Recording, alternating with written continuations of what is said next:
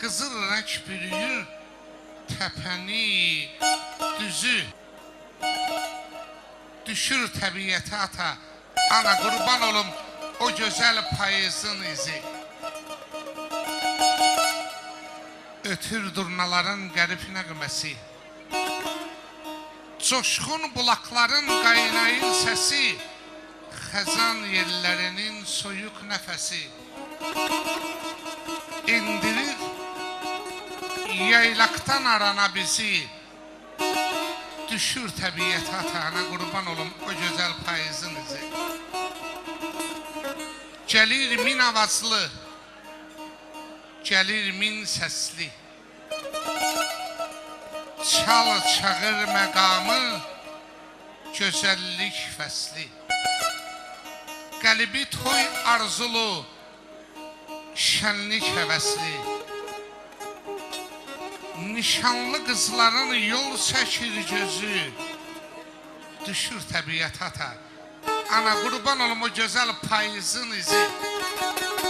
Aşıq Ələsgər yazır ki, abala,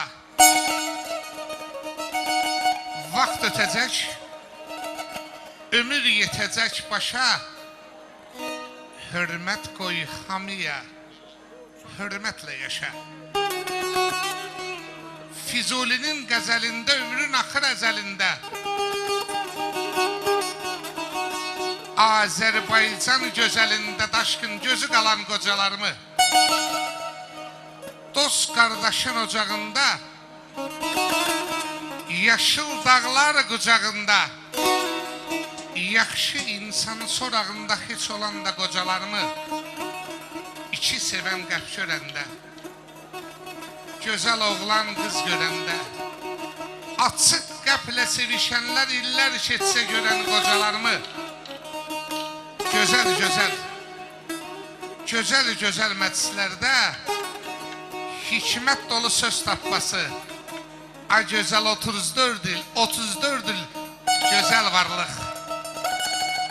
Cabbar kimi, kral kimi tamadası ələ,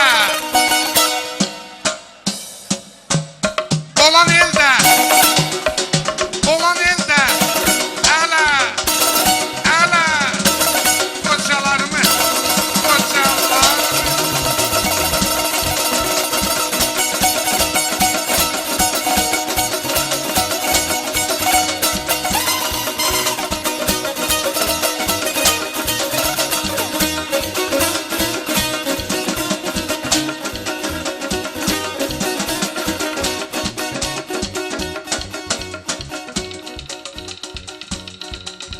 senin axın da xoş taşqın, amalın da xoş.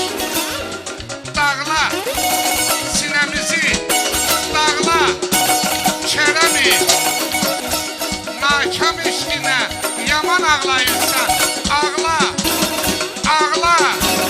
kərəmi, dağla sinəmizi, dağla kərəmi.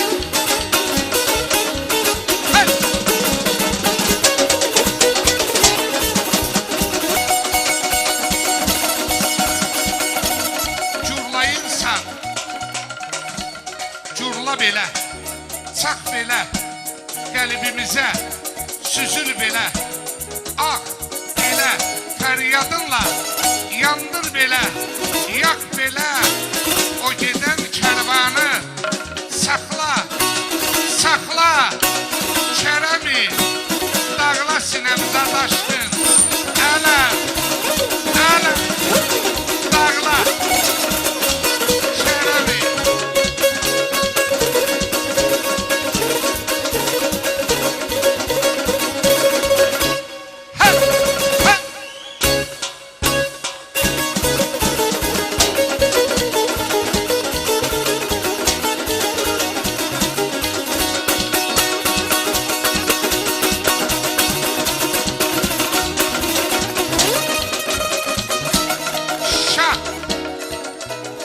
Əsəri varağında, zümzüməsi dodağında, ili, bax, bu gözəl növrağında, yaradan da Buradan da qocalarımız Osman Sərvərdinin 90 illik baharı, qışı, yazı, baharı qocalarımız, ay gözəl xalqım,